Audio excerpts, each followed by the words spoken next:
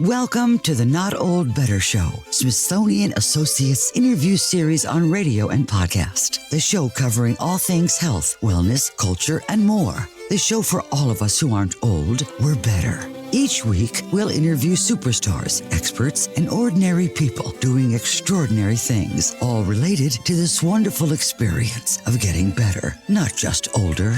Now, here's your host, the award-winning Paul Vogelzang. Welcome to the Not Old Better Show Smithsonian Associates Edition. I'm Paul Vogelzang, and today we're diving into the minds of history's greatest economists with our special guest, Smithsonian Associate, Dr. Robbie Mochrie. Dr. Mochrie is not just an esteemed economist with over 30 years of teaching experience, but he's also an insightful, humorous author whose latest book, How to Think Like an Economist, explores the timeless wisdom of economic giants like Aristotle, Adam Smith, John Maynard Keynes, and Esther Duflo, to just name a few. In a world where the economy affects every aspect of our lives, from the way governments navigated the pandemic to the pressing need to tackle climate change, Dr. Mochrie shows us that understanding economics is indispensable. Today, with Dr. Mochrie, we will explore how these thinkers shape the world and how their ideas continue to influence policies that can make or break our future. Then, coming up at Smithsonian Associates, you'll get a deep dive into all of these subjects where Dr. Mochrie will discuss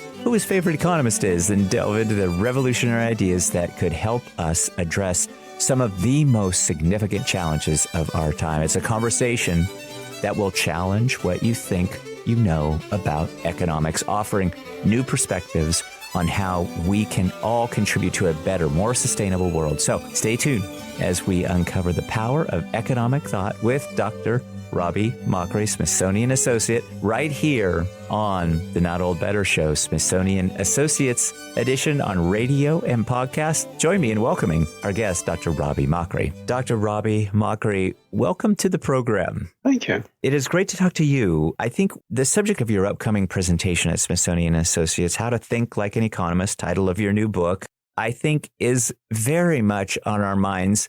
Certainly in this country, we're thinking about upcoming elections. We're dealing with the vagaries of interest rates. We're trying to understand how all of that impacts buying a home, and just very broad global subjects that are economic principles or certainly have repercussions within the study of economics. And you're going to really be talking to us all about that. Why don't we start right at the start and just tell us briefly about your upcoming Smithsonian Associates presentation. And we're all on Zoom these days, so maybe tell us how you're going to use Zoom to engage our audience. Really what I want to do is tell a story. If I'm being the briefest possible description that I can give of economics, and I'm not sure if this is a trailer or a plot spoiler, but the briefest definition that I can give of economics is that it involves prudence, temperance, courage, and justice. Now, anyone who has done some classical philosophy will probably recognize as being the Aristotelian civic virtues. I associate in economics, I associate Aristotle himself with the beginning of prudence as economics. Then what I do is I run through history a little bit. And by the time I come to St. Thomas Aquinas in the 13th century AD, period which I would associate particularly with the establishment of Western Europe as a coherent entity intellectually. By the time we get to the 13th century, justice seemed to be particularly important. Move on from the 13th century to the end of the 18th century, so another jump of another 5 centuries. Adam Smith was the first person to think about effectively an economic system. And with that, he emphasized the importance of temperance. So with Smith, what we start to see is the possibility of economic growth and an industrial society. Even though he was really writing just before that was possible, Adam Smith published Wealth of Nations, and this is for an American audience perhaps quite important, 14 weeks before the Declaration of Independence. But the story which I tell that's more important is that it's 3 years before James Watt patented the steam engine. So when we were still just in a water-based rather than a carbon-based economy in some sense. And then finally, what I want to do is get to the 1930s. And I've been studying in great detail recently the work of John Maynard Keynes, and particularly what he did during the 1930s, during the Great Depression. This was a time in your country where the size of the economy shrank not by 5% or 10%, as has done in the recession after the global financial crisis. It shrank by 50%. And it took 3.5 years to go from its peak to the trough. By the time it was finished, people were poorer than their parents had been. And in fact, by the time it finished, people were so scared that they weren't willing to keep money in banks. Richer people weren't even willing to have banknotes. They wanted to have gold instead because that was seen as being the absolute guarantee of value. And into that world came Maynard Keynes. And he said, actually, if we were thinking about the economy and we want the economy to work, courage is extremely important. It's with courage that we face the future. And so the story of economics, which I will tell in 5 seconds if necessary, is to say, remember, Aristotle brought prudence, Aquinas emphasized justice, Adam Smith brought in temperance, and finally, Maynard Keynes said it was all about courage. That's economics. Nothing to do with what you might have learned about supply and demand. Right. I've never heard it explained that way. I like that explanation. So who among them, Keynes or Adam Smith or Aristotle, who among them made the most profound impact? Is it all necessary to exist together and be interlocking, or was one just an obvious choice? Now, I'm slightly biased here. I'm Scottish. My university owns Adam Smith's house. You may be unsurprised that I think that Smith was largely irreplaceable. I have described him not in the book, but in another thing which I've written. I've described him as the last common ancestor of a disputatious tribe. Anyone who's doing economics nowadays, even if they're Marxists or libertarians, it doesn't matter which side of the political spectrum they're coming from, they will look back and they will find ideas in Adam Smith which can say that's where it started from.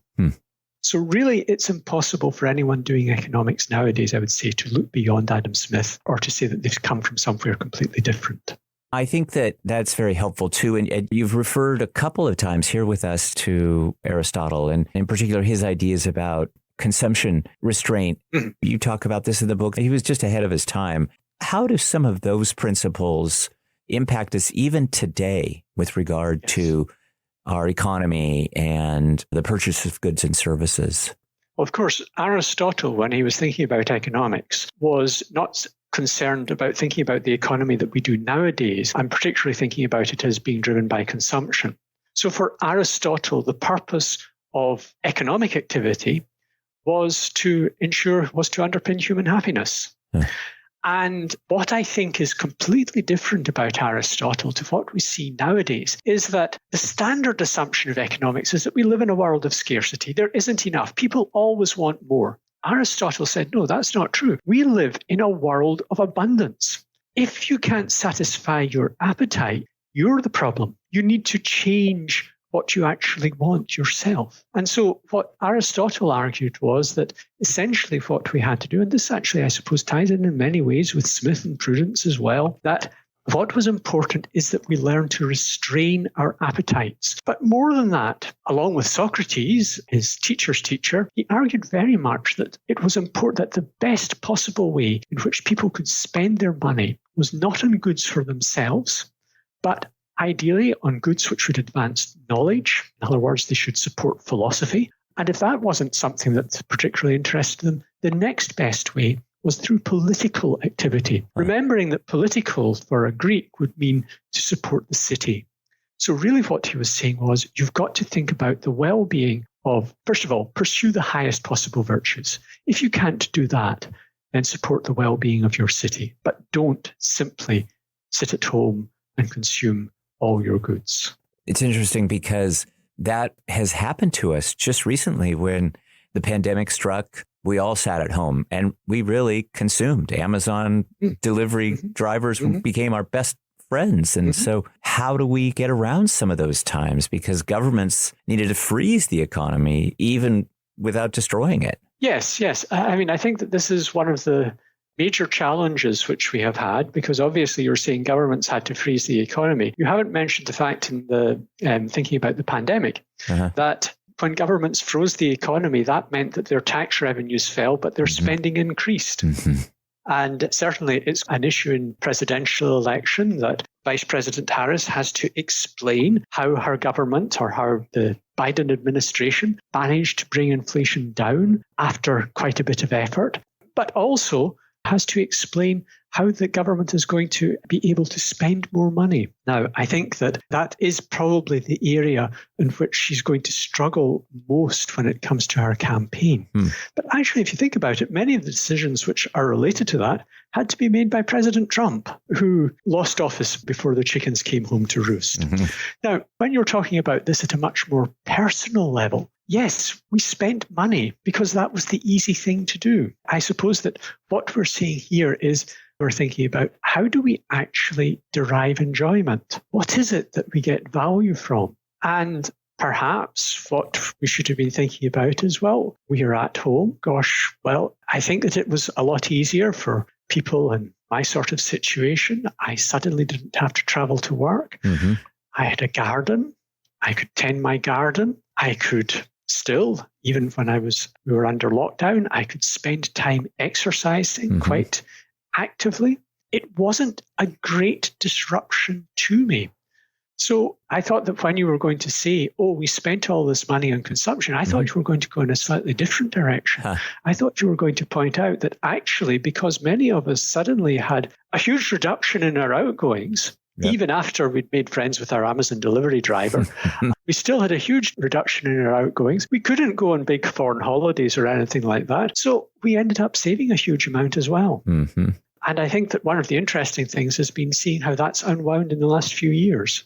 I want to go back to your choice, really, of the most profound economist among many of these, and that's Adam Smith. As you say, he really emphasized this idea of morality and moral character for economic development. When I look at today's economy with artificial intelligence, when I see all of this technology dominating the markets and the economy, do we have parallel ideas there? Is there a point of intersection with moral character? Or is it just now, because of technology, all going to shape up into a completely different approach to our spending and consumption?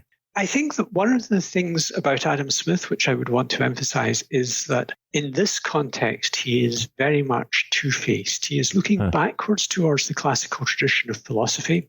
He is looking forward towards modern economics. So that makes him a particularly important character as a hinge, but of course only at a particular point in history.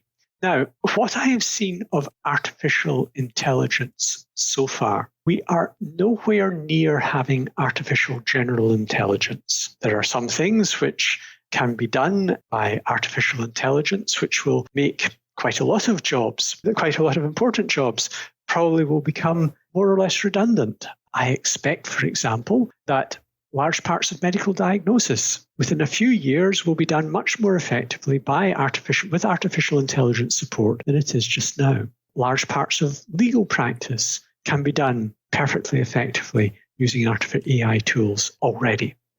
There are parts of computer coding, for example, which can be done just as well by artificial intelligence as by humans.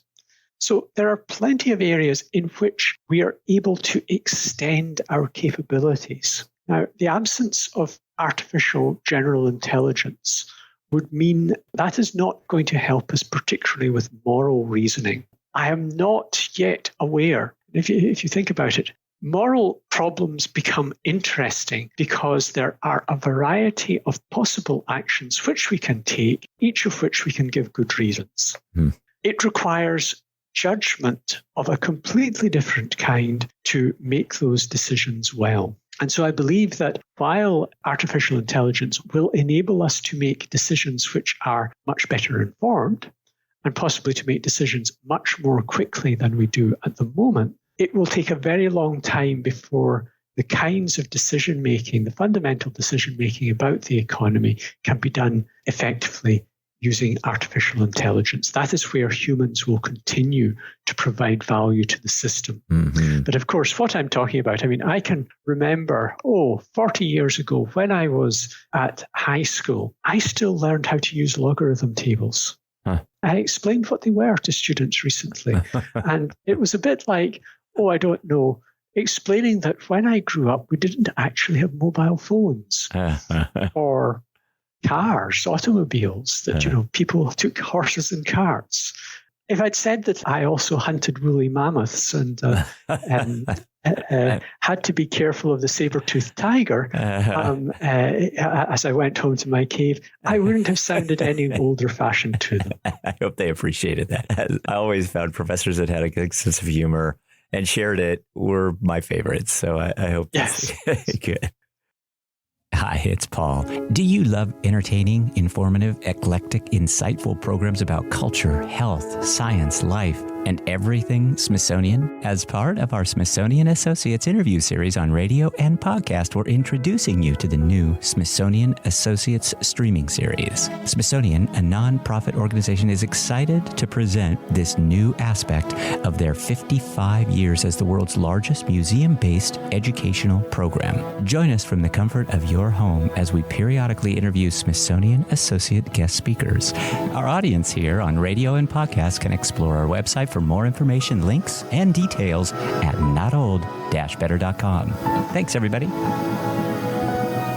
Our guest today is Dr. Ravi Mochrie. Dr. Mochrie is a Smithsonian Associate. Dr. Mochrie will be presenting at Smithsonian Associates coming up on the 26th of September. Please check out our show notes for more details about his Zoom presentation. We'll have links to his wonderful new book, How to Think Like an Economist, Great Economists Who Shaped the World and What They Can Teach Us. The book is getting great reviews. Certainly, I can't recommend it enough. Thank you for sharing it with me, Dr. Mochrie. But Professor John Kay, who's the co-author of Radical Uncertainty, a very popular book, has written, Thinking Like an Economist involves thinking like a philosopher, a mathematician, a psychologist, and a political scientist. Let Ravi Mochrie explain it all to you. I love that. That's just a nice review.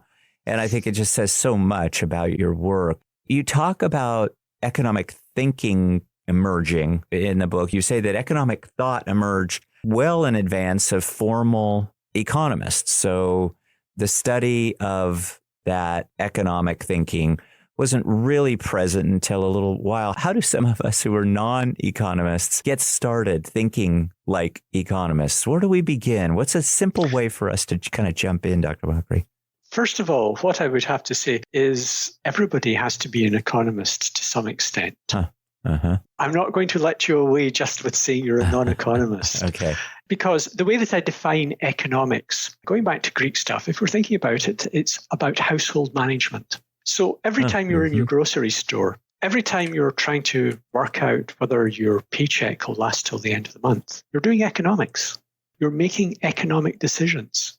Now, what I do in a university, what I expect my students to do, is to think in a much more structured way, to draw on 2,500 years of thinking about economic relationships, which has to do with the management of resources and the way in which people can exchange resources and accumulate resources over time. So, for example, if you're in employment, you're thinking about retirement, you're thinking you have to save, you're thinking you have to have a pension. Those are financial decisions, you might say. But actually, because you're thinking about resources and how you're going to use them, they are economic decisions. And actually, one of the things which I would point out is that if you're thinking about the resources which you have available to you, you yourself, in many ways, are a resource. And so one of the things which economists have become particularly interested in the last 70 years or so is thinking about how we can actually think about people, an economics way of thinking about it. What happens if we imagine people are self-managing resources?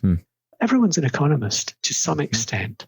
Some of us are just spent more time thinking about the economy or economic problems than other people. Let's talk for a moment about one of the female economists that you write about, Esther Duflo. Her work really focuses on giving some advantage to some of the world's most poor communities and bringing them out of poverty. What would you say are the most important lessons from her approach that you think can be applied to us today on a global scale to combat poverty from an economic standpoint? Oh, that's a very big question. There are people, for example, like Angus Deaton, another economist who's done a huge amount of work in development and who's also won the Nobel Prize, who is very skeptical. People like Angus Deaton, very skeptical about the approach which Duflo has taken. So just to explain to your listeners what Duflo does, and this part I think is actually really important. She and her team will spend months, possibly years, with institutions in countries which recognize that there are areas that they want to develop further. And they'll try to understand already what they are doing, what the strengths of what they're doing might be, what the weaknesses and challenges are going to be, and how they can address those weaknesses and challenges while building on the strengths. So in many ways, that sounds much more like a management consultant than economics itself. But what they do that goes beyond management consultant, ordinary management consultancy, is that they will say, right, working with this local government or this financial institution or this hospital group or whatever it might be, what we're going to do is to think about a very simple way of changing the way you deliver your services and seeing how that relates to the way in which people engage with your services. Sometimes what they find is that what people think they're doing is not actually what's happening.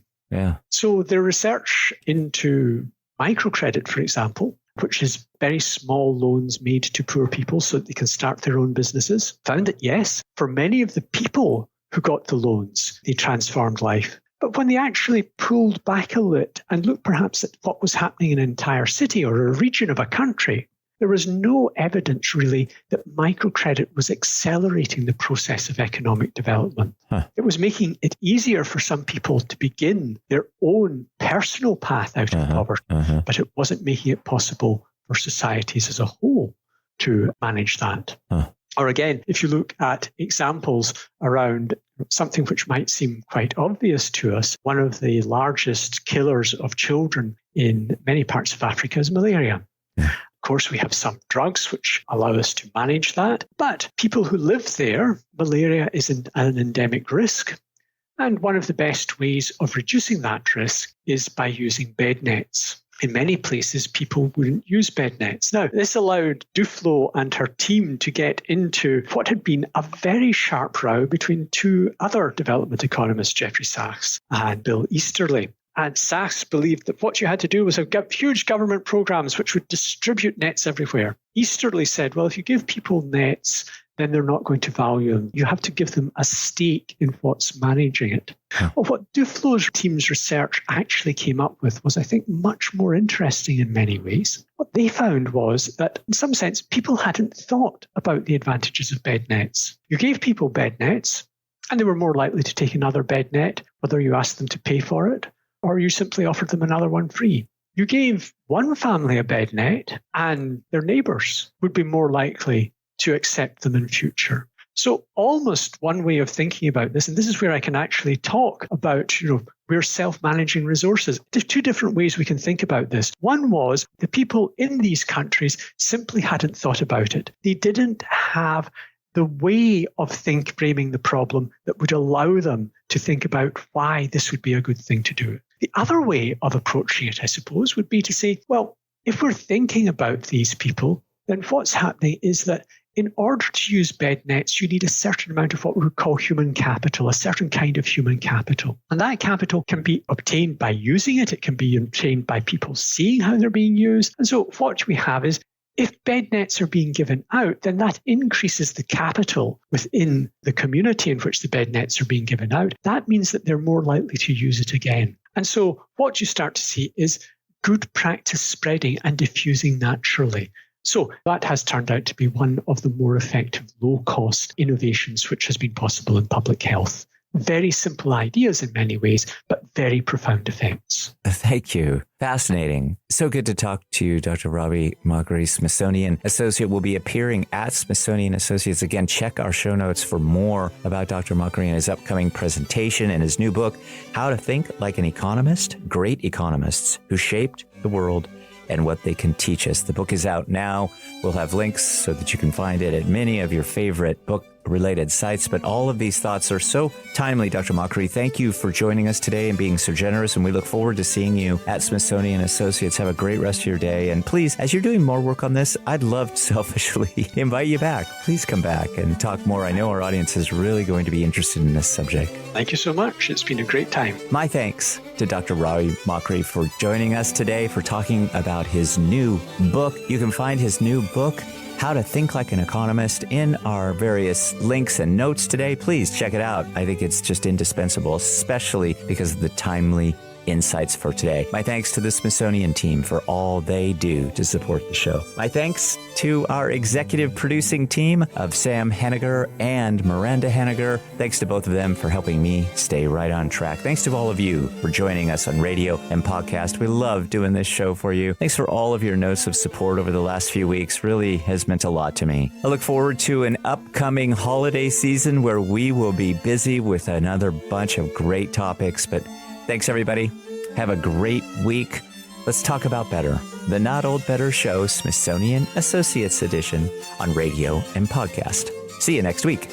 Thanks for joining us this week on the Not Old Better Show, Smithsonian Associates interview series on radio and podcast. To find out more about all of today's stories or to view our extensive back catalog of previous shows, simply visit notold-better.com. Join us again next time as we deep dive into some of the most fascinating real-life stories from across the world, all focused on this wonderful experience of getting better, not just older.